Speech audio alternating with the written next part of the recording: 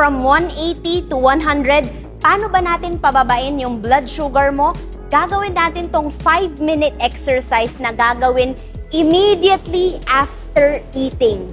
So after natin kumain, laging tumataas yung ating blood sugar. So the easiest way that we can do para bumaba is to move the biggest muscles in our body, which is our legs.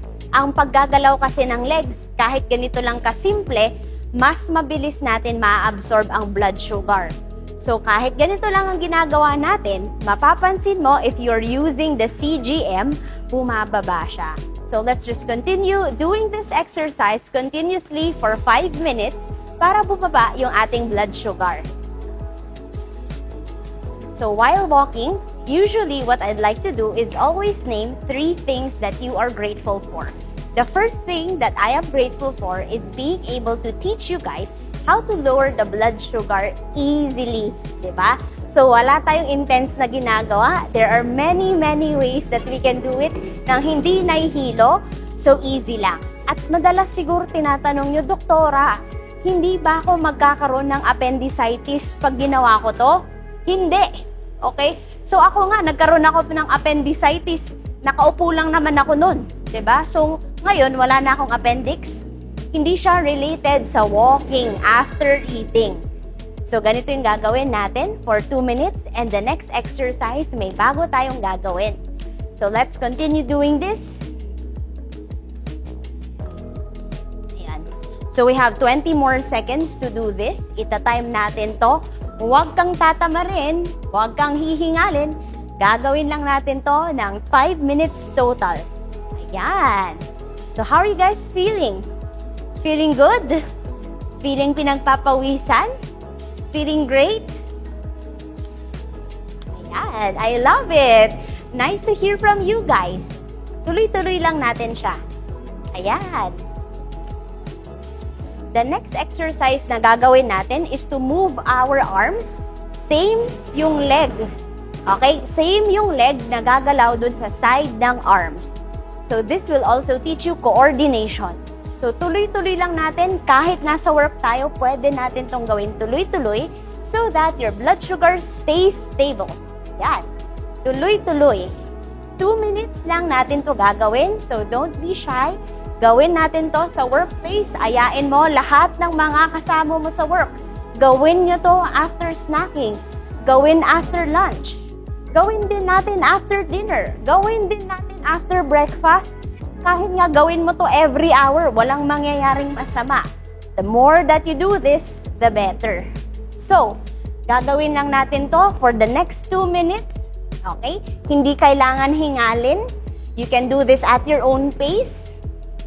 Ayan, 1 more minute of doing this, guys. Tuloy-tuloy lang natin. Ayan. Side to side. Up. Okay. If you're more advanced, pwede mo naman tong gawin ng mas mabilis. Pero dun sa mga una pa lang, you can do this slowly. Hindi kailangan ganito kabilis. But do it with a smile. Ayan. And 1, 2. Ang saya, di ba? Very easy and very effective. The more consistent that you can do this, the lower your blood sugar will be. Ayan. You can even do this habang nagbabantay ka ng mga kids. Habang nagbabantay ka na kumukulo yung sinaing mo. Habang nagluluto ka. Diba? Habang naghihintay ng Zoom meeting. Pwede mo din tong gawin. So tuloy-tuloy lang natin. We have and 7 and 6 and last 5, 4, 3, 2, and 1. Down to the last minute of our exercise to regulate your blood sugar. Ito yung gagawin natin, backward and forward. So, ganito natin siya gagawin, and backward, and forward, and backward, and forward. Ang dali, di ba? And forward. You can also step like this. And backward. And forward. And backward. And forward. Oh.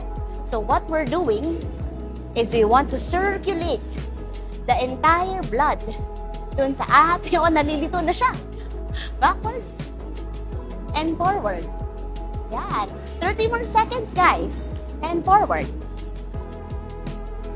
And backward. And forward. And backward.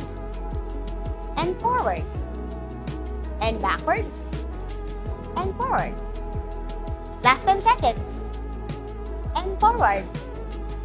And backward. And forward. Ayan. So actually, these 5-minute workouts, pwede mong ulit siyang gawin ng 2 times para maging 10 minutes. Gawa kami ng series where we'll be teaching you paano gawin yung mga simple exercises to lower your blood sugar. Like, follow, and share, lalo na sa friends and family mong mataas yung blood sugar. That's it for today.